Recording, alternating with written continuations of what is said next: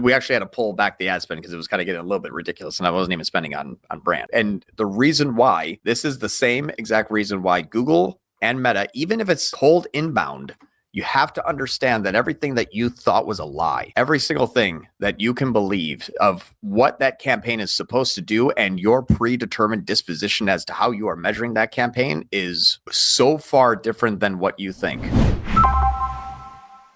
In this case, this is a client that you have exploded their new customer acquisition at a price that makes sense, even though we don't have the NCAC number. Set that aside. But they know if they look at their data, I believe a customer does not buy very frequently from them based upon their Shopify data. It was like 1.18 times. Was that? I forget what that metric is. I'm sort of thinking, all right, we're doing our job right now by acquiring new customers, but when are you going to see the payoff of them buying again? So that then increases MER and then increases overall revenue. Yeah. And that graph that Ralph was talking about is this here. Like what's interesting is there is a very clear line of this is when they came on board, we started tracking, when the new campaigns have initiated.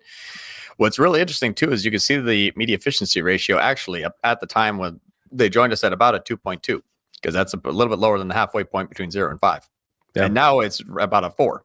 And so not only did media efficiency ratio go up, but we also have a large amount of new customers. So I don't know anybody that says like, no, like blended ROAS go down and new customers, we want that also to go down. Like this is absolutely heading in the right direction. However, there's a very large amount of existing customers. Yeah. And those existing customers at any given time, if we look at this here, what you can see, and this is just since December 11th, as by the way, so this is a little bit, about a month and a half worth of data. But when you're looking at the mix, you have more repeat sales than new sales more repeat revenue than new revenue. But the volatility actually comes into that these are higher AOV.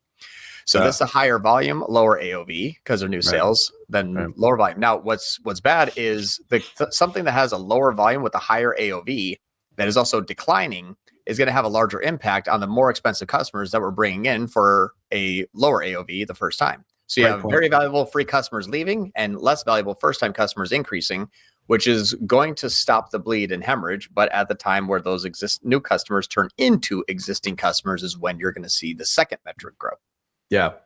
Those are all like, this is the numbers behind the numbers. That's actually a really good point there. That if you don't like understanding those subtle nuances, I think is the key to understanding how MPIs and all the things that we talk about here week in and week out are so important. And it's not every customer is the same. Let's do a real quick like kind of measurement thing live, and then I'll just pull up a calculator at the same time. Let's do it. So you have 772,659 divided by 13. I love math. I love math too, and I failed it in high school twice. So go figure. Business math analysis, I got a D in. Hopefully my kids aren't listening, but anyway, according to them, I was an A student. But anyway, it's many years ago. I found the smart kid in the class, and I traded him sour Skittles for his homework. That's the way to do it. That's when they first came out. It's like 2003.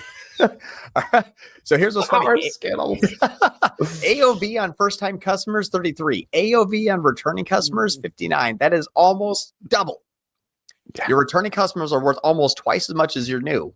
The problem is they happen much less frequently. About 5,000 every month less frequently. This basically, if you have to gain 2 for every 1 you lose. Yeah. And you have to gain 2 in people that you actually have to pay ad spend for. You have to gain 2 that you have to pay for every 1 free that you lose. That compounding over time is scary. However, flipping that script is you pay to gain 1 new, and then you don't pay for that new to return. That has not been a focus in the last few years with this particular company. So we are in literally the worst revenue portion ever because we have gone into an ecosystem where the free existing customers are declining, and we have not yet, before we got here, spent money on the new. So it's like all the fat and happy 10x ROAS is slowly decaying, but you got to bring in new customers at a 2x ROAS. That's also going to decay your total MER down because you're adding money into the ecosystem that is causing a lower metric to bring down the top metric. So we actually accelerate the loss of quote unquote revenue. We don't know loss of MER faster. But it's basically because you have to pay for the first time you get a new customer. You haven't done that. So it's always going to be 100% more expensive than it was last week. I guarantee you they've never had anyone point that out to them. No. Which is okay, because that's the reason why businesses hire us. It's like, this stuff is confusing. And to their credit, like, I think their team is starting to come around and understand like what the methodology is, but it's a hard pill to swallow because they are getting a lot of pressure from above. It's like, hey, you hired this agency and my revenue is still flat or down. So, but saying, all right, hold on, don't jump out of the boat yet here. Like, we still have a lot of rowing to go. Like we don't know exactly when it's going to turn, but at some point it will turn. What we do know is that you're feeding the top of the funnel with new customers. Yep. And those are eventually going to turn into those higher AOV returning customers. Precisely when, that's the question. And my sense is that it's going to be maybe 30 days plus, 30 to 60, 120. We don't really know yet. They've never been in that position before either, because they've just been recycling the old ones in their previous paid media strategy, was my understanding. That's exactly right. And so that's why, and what's interesting is it actually could have been no fault from their own. Yeah. Well, now it's just, lack of understanding of those metrics, but they might have done a great job. The problem is it just didn't work. And that actually leads me to my second thing. We have a massive test going on, and we are spending about, in the last 3 days, this campaign has spent $283,000 in the last 72 hours on this new strategy. Sweet. Massive spend. Mm-hmm. I'd like to, this is revolutionary. My entire life's work has come to this point here today. I don't mean that by being exaggerative.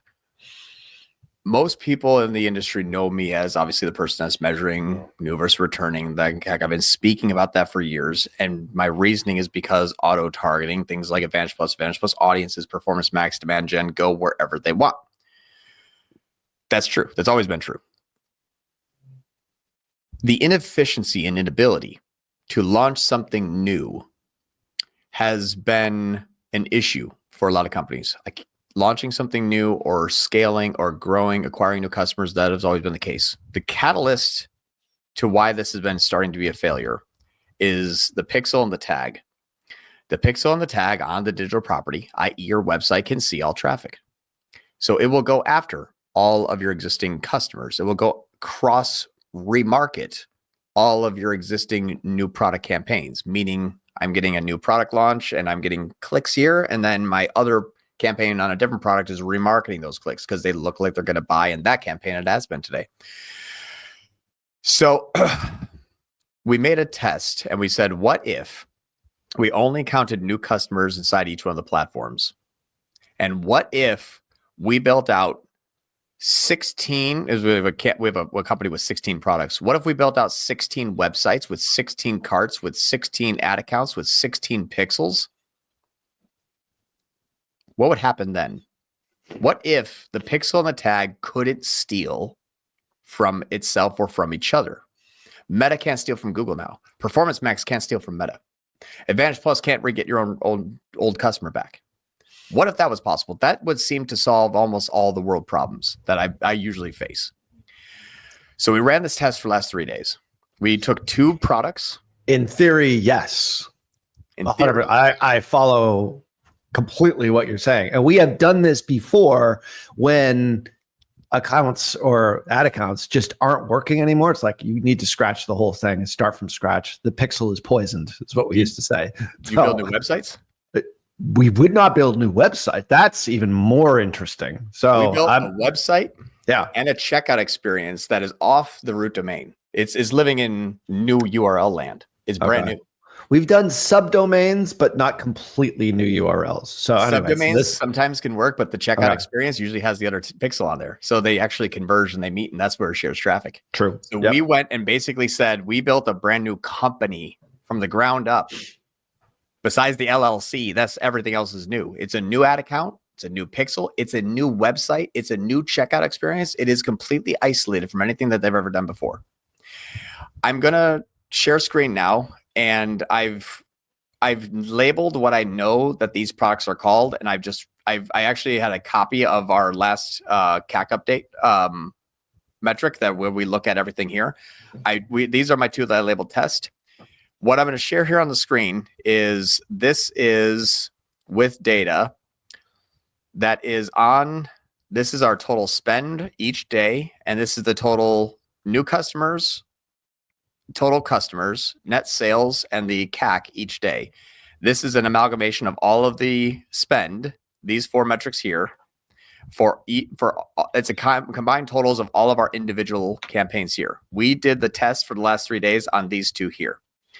Now, what we can see is this product is $69. I know I'm not going to show the product because I can't, but it's $69, and our CAC has been, if you look at this, about $501. We launched a new product, and it's costing us sometimes $500 and $700 to sell a $69 product, and it's been that way since December 1st. Okay. We've spent anywhere between $6,000 to $10,000, and sometimes when you spend a lot more, it gets a little bit cheaper. But usually your range about 4, you're like 700, 800, 400. The last 3 days, it has gone down to an average of $172. We have spent now $3,000 for 22, $3,000 for 24, $4,000 for 20, when we were spending 3 for 7, 3 for 9, and 43 for 14. If you take all of these here, it's like 526. You take the last 3 days, 172. We did it with this one as well. Not as great performance, but you can see it's gone down to 171 from where it was at 323. For the same ad spend, we're now getting a lot more first-time customers. The NCAC reduction is 47% before 323,171. NCAC reduction afterwards, 53%, went from 366 to 172. Just so I'm clear, NC and TC on these columns are what again? New customer, new customer counts, and total customer. Got it. Okay, that's what we're looking at here. And this is attributed. Mm-hmm. This is attributed, not just what happened that day. This is attributed to Meta spend. Meta was spent $8,000. We got 17 new customers, and we resold 33 existing. Got it. What's interesting about this is the existing didn't go away. We just gained new. So this here is being attributed from one channel on the existing customers. This one is on our new channel attributed to new. So what's nice is we didn't actually stop any of the ad spend from our old campaigns. It was cut in half. The new campaigns had half the ad spend on the new account. Okay. Can we save our existing customers and gain new? Yes. Our LTV is extremely important. I don't know if this copy has it, but we have usually like 12-month LTV numbers on each one of our products, so we know we can afford to actually make as an LTV after 12 and 24 months. I don't know why this didn't update when I copied it. I actually copied this from Microsoft, so things didn't really kind of all transfer over perfectly, and this line's missing here. Okay. But what's very interesting, our global NCAC has actually also reduced down a bit. Last 3 days is 211. Everything else is about 255. So for our 2 out of 16 tests, it's already bringing down our average by about $50, which is fantastic. This here is sort of like our proof in a pudding. We did this on Google Ads first. I took a screenshot of the account up until or during the week of the first test. I marked this as hidden up here on the left-hand side because I can't share the name. So you'll know this is a screenshot of basically the application. Sure. Our costs went up 55%, and our conversion value went up 177%. Between the 17th and the 23rd. This was a negative 15% on our brand search and 180% more conversions. So we basically made 50 G's for $3,000 less, where we were barely breaking even. We'd spend 50, make 54. We're like, all right, that sounds good. Our NCAC's stupid high and this sucks, but whatever. And now we're at 78 to make 152. So 180% more conversions for 55% more spend. And it is, we actually had to pull back the ad spend because it was kind of getting a little bit ridiculous, and I wasn't even spending on brand. But our non-brand, and the reason why, this is the same exact reason why Google and Meta, even if it's cold inbound, you have to understand that everything that you thought was a lie, every single thing that you can believe of what that campaign is supposed to do and your predetermined disposition as to how you are measuring that campaign is so far different than what you think. So much so that on non-brand inbound shopping and search, on non-brand inbound shopping and search,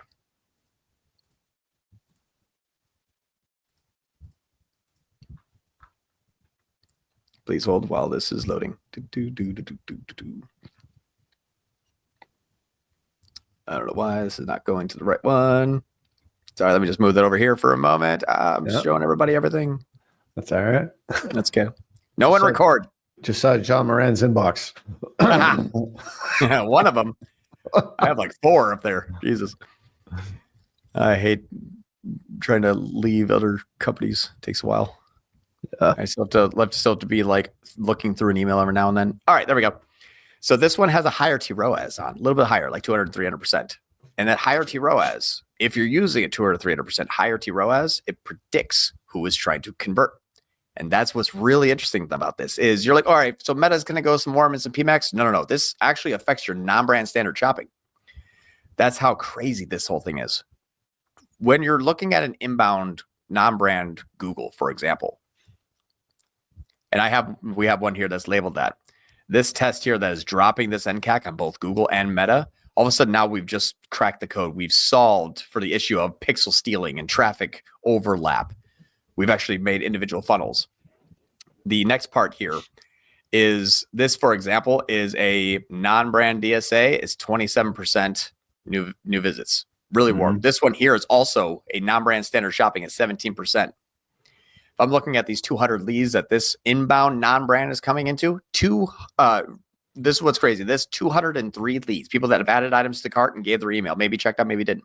Right. But the people that this campaign is engaging in the last 30 days out of 200, 196 are re-engaged, 7 are new on non-brand inbound. Non-brand inbound. Non-brand inbound. So they're going back, Googling whatever the name is or the high value keyword, finding the ad, clicking, even though they're aware of it and I've abandoned cart in the past. Yeah. This one, 151, 30. Yep. So this campaign, in the last 30 days, the people that have come into this campaign and have started to do stuff online, 151 of them, we already have their email. Right. These are all re-engaged. We can see the history of these people. Non-brand inbound is pulling information back since October. So when you say, yeah, but my non-brand standard shopping, all right, so I got a CPA and that's kind of new customers. I could be 3/4 of your existing customers still coming into that thing. You have to know your numbers. So the takeaway here is, well, when you isolate your funnels, Meta is not going to send that information to the site where Google says, new user, they look like they're going to buy. I don't have to spend any money on it today. They didn't. I'll just wait for them to come back. So I won't spend any money. So you can't spend in your standard shopping campaign. T-ROAS is a little bit too high. Why? It can't grow on its own. It's being fed beautiful users from another platform. So your Google, your Meta, your Performance Max, your Advantage Plus, your brand, all of these are so intertwined and tied together. When you wonder why your non-brand shopping won't spend and it's not growing and you keep putting money in there and your NCAC's getting too high, it actually could be because your Google ad or your Meta spend is very high and efficient. That's not a problem. You just need to react to it. But it's so important to know these metrics and know how much the overlap is that when we isolated everything, we tripled our revenue in 3 days. It was insane.